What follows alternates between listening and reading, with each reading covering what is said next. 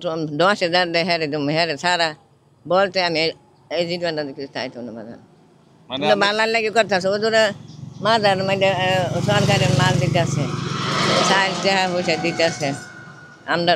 10,000 হের হই দিম বাবা আচ্ছা আচ্ছা ঠিক হের আছে, হই দিম আমরা ধন্যবাদ গরিব ধন্যবাদ মানুষ। করতাম মানে তো এলাকার লোক তাই না আপনি এখানকার ভোটার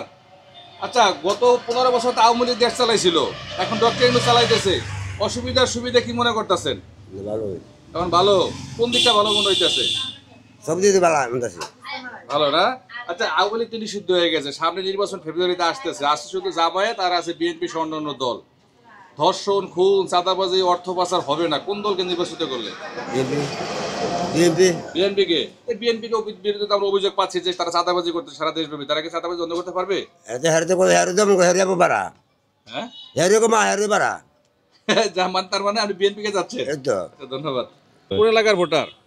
বাবা আমি তো নসন্দিত চাইছি বাবা আমি আমরা গই কেল্লা শরীফের পাশে হ্যাঁ কেল্লাশের এখানে আসছেন আমি নরসিংদীর ভোটার তাই তো হ্যাঁ বাবা আচ্ছা আমার জানার বিষয় হলো যে গত 15 বছর আওয়ামী লীগ দেশ চালাইছে এখন ডক্টর ইউনূস চালাইতেছে কোন আমলটা ভালো আছে বা কোন আমলটা ভালো আছেন মানে বাবা আমি তো আল্লাহ দিলে যেই অবস্থা দেখতাছি আল্লাহ দিলে চলতাছি আল্লাহ দিলে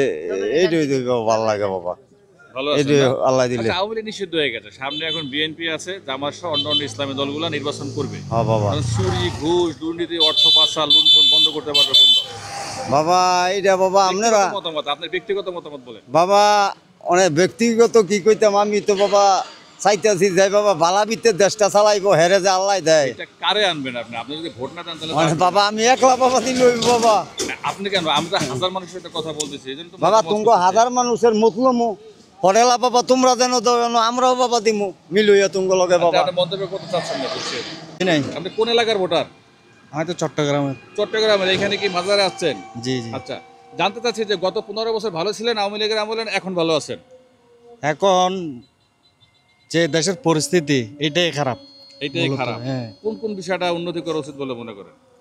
এখানে উন্নতি তো কিছু দেখাই যাইতেছে না কোন বিষয় তো খারাপ আসতেছে যে না বিষয়টা আছে সেটা তো জানেন খারাপ আপনি। বলতে যাওয়ার এই যেমন চিন্তাই চিন্তায় রাহাজানি তারপরে ওই লুটপাট যেগুলো চাঁদাবাজি তো এগুলো ওপেন দেখা যাচ্ছে মিডিয়ার মাধ্যমে তো দেখা যাচ্ছে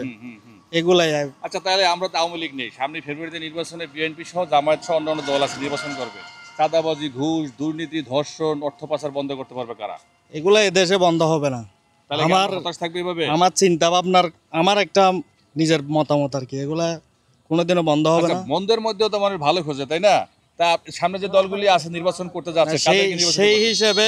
15 বছর পাবলিক শান্তি ছিল শান্তি ছিল